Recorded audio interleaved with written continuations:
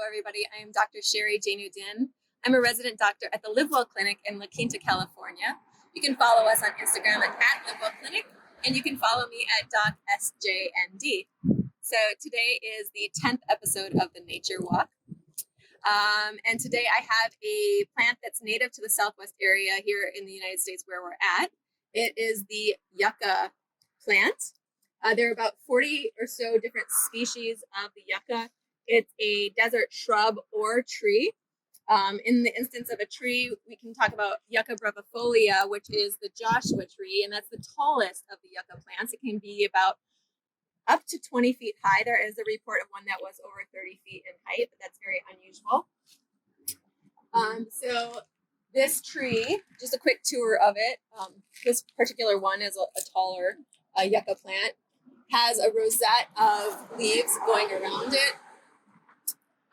Similar to, actually, this is in the subfamily agave. So if you watch episode 4 that I did, that was on the agave plant, and there's many similarities between these plants.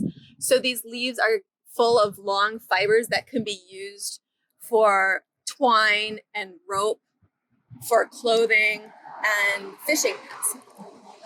Very, very, very functional plant. If you find this out in the wild, you kind of found, I've heard one guy refer to it as the Swiss Army knife of the desert. So I thought that was a really good analogy. Over here you can see a display of the flowers. Nice cluster of snowy white flowers. The flowers are about 1 to 2 inches. And you can eat the flowers. They are edible. So in addition to the functional uses of the leaves, oh, and speaking of leaves, they actually use the leaves to date the plant as well, because the stems don't have a ring like a typical tree would. So you could count the number of leaves, because they only make so many at a certain pace, and age the plant. It also has a short rhizome root system, and the rhizomes is where you can find a very common use for this plant, which is making of soap. So the rhizomes can be used for soap, detergent, shampoo. Specifically, it can be used for dandruff control. So that segues into more of the medicinal uses of the plant. It can be used, it is an anti-inflammatory. It's an analgesic. It has been noted to be used in arthritic type pain. So the osteoarthritis, the wear and tear type arthritis you get with age.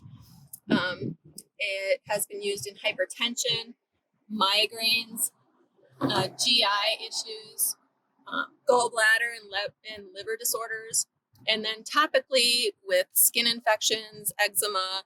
I think there's a couple more things I'm not remembering right now, but lots of medicinal uses, lots of functional uses. This is just a great plant. So thank you for joining me today on the tour of the yucca tree.